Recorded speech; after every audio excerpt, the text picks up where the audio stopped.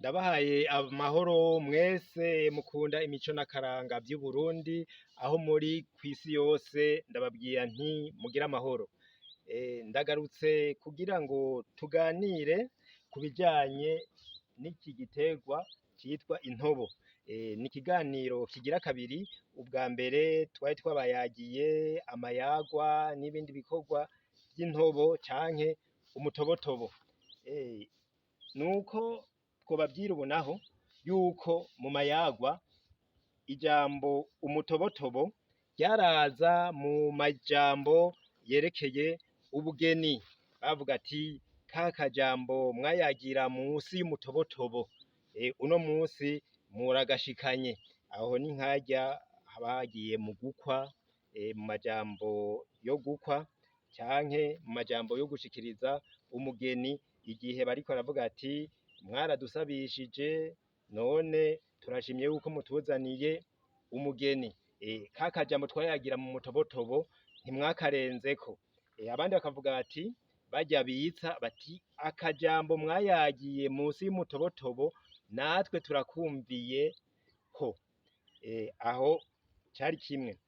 Mu guhanura abana barababwira ati mwana uze utandukanye intore n'intobotobo kuko intore nazo usanga zimeze nk'uko. Bamubwiye ati uze ucagure ikibi n'iciza, umenye gusobanura gukora igikwiye n'ikidakwiye.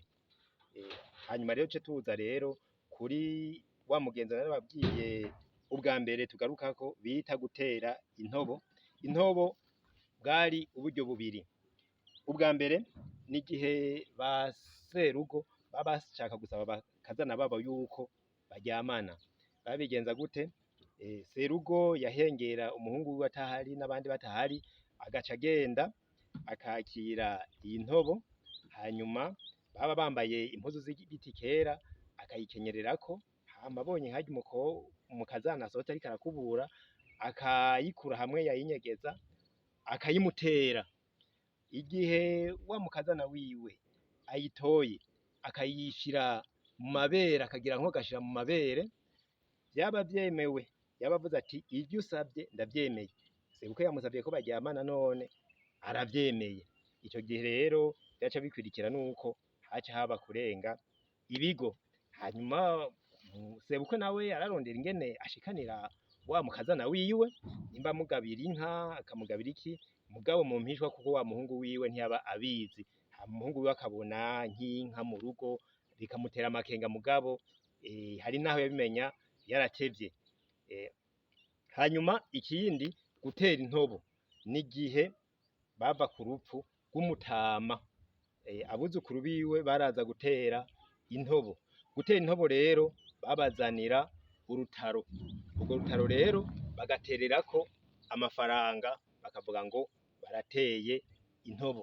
Baca babaha inzoga, abo buzukuru bakayisomako bonyene kuko bahejeje gutera intobo.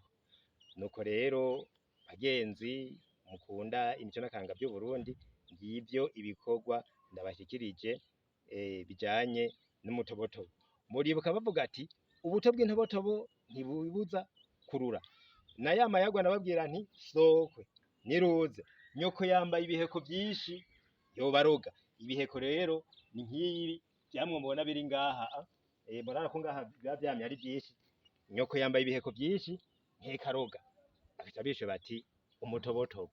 Rego nivyo tuze tubandanye turi kumwe mu guteza imbere imico kama y'Abarundi. Jewe nshima kubaha ikiganiro ndi impande y'ivyo kugira mutere mubibona, kuko nibaza yuko hariho abantu batazi nk'iyi ntobo canke n'ibindi mba ndiko ndabashikiriza muri nko mu bisagara canke ahandi muba mutabizi. None rero ngiye kubandanya igikorwa natanguye, ndabasaba namwe ko mubandanya mushigikira mu vyo mushoboye kugira ngo imico yacu ibandanye. Ndabasezeye mugire amahoro.